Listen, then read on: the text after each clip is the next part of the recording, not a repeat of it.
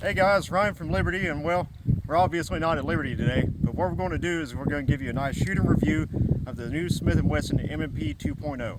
This one happens to be the 5-inch model with the ambidextrous safety M40 caliber. And first off, let's step over here and take a look at a couple of the key differences between the M&P 2.0 and the original M&P. Alright guys, inside the slides, here's the original M&P and the M&P 2.0. You're going to see that they're pretty similar.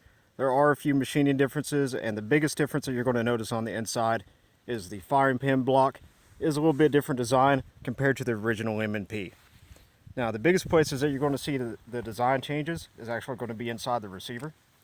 If we look inside, here's the original M&P and of course the M&P 2.0.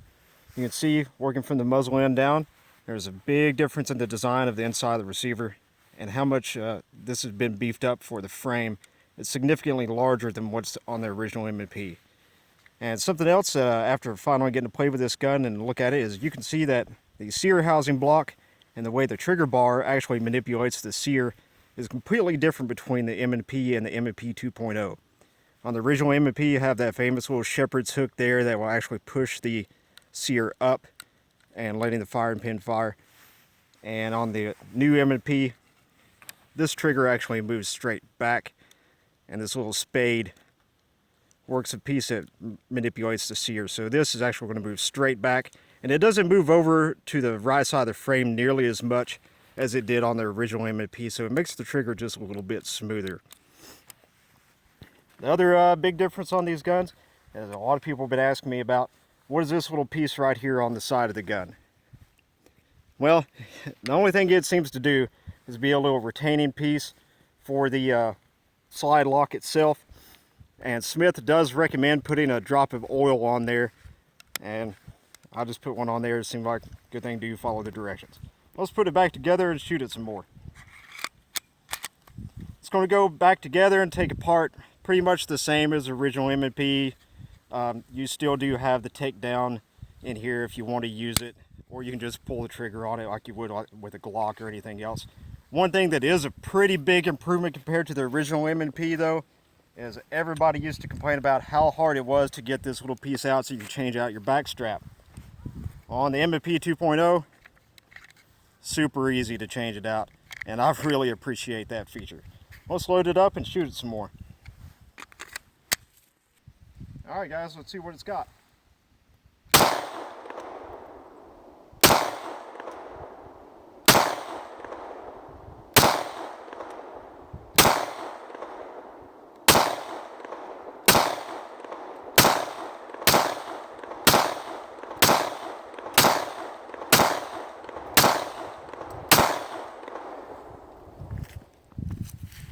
Recoil is nice, especially for a 40 caliber. Of course, the 5-inch barrel helps out, and having that little bit extra weight out front really makes a big difference on it. As for the trigger, it's not too bad. I don't think it's going to be a drastic improvement over the original M&P trigger. It feels more like what you would get in the Pro series of the original M&P. Something else people wanted to really touch on was, well, what about the reset in this gun? Well, the reset's not too bad, but it's not mind-boggling.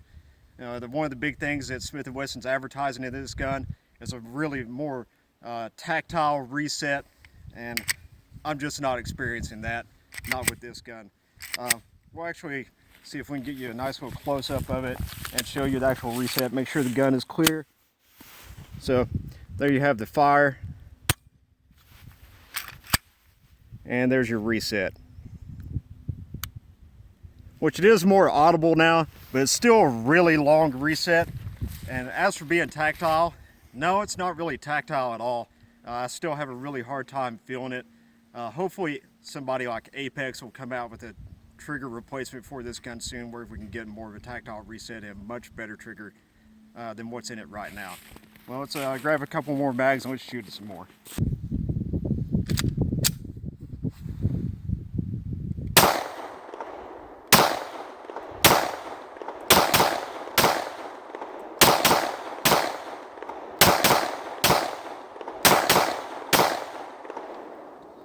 Well, I like the way it shoots. I like the gun a lot, actually. If they could improve the trigger on this gun just a little bit more, I like the gun a lot more. but it's still a great weapon. And while we're at it, let's just shoot it some more.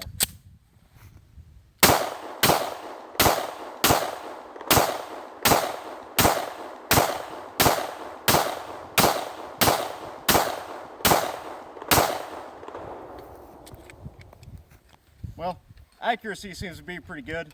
I'm by no means the world's greatest pistol shot, and as long as I can hit that target down there from this distance, I think I'm doing all right. I'm sure that some of you guys out there are much better with it than I am.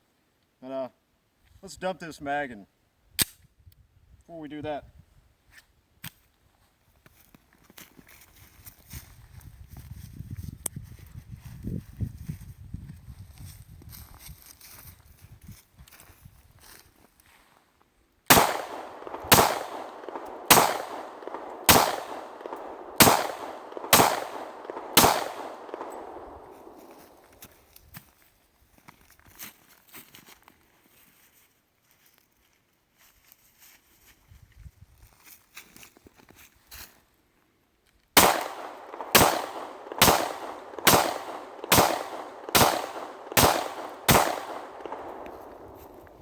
well, shrugs off the snow pretty easy and just keeps on rocking.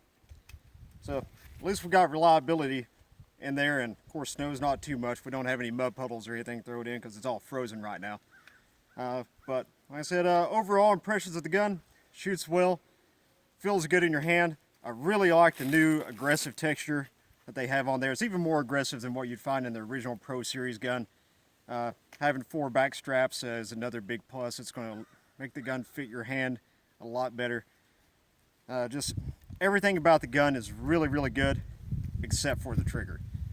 I said hopefully somebody like Apex are going to come out with the trigger soon, or maybe even Smith & Wesson will come out with a new trigger for a different version of this gun that'll be even better. But that's all I got, guys. Let us know what you think in the comments below.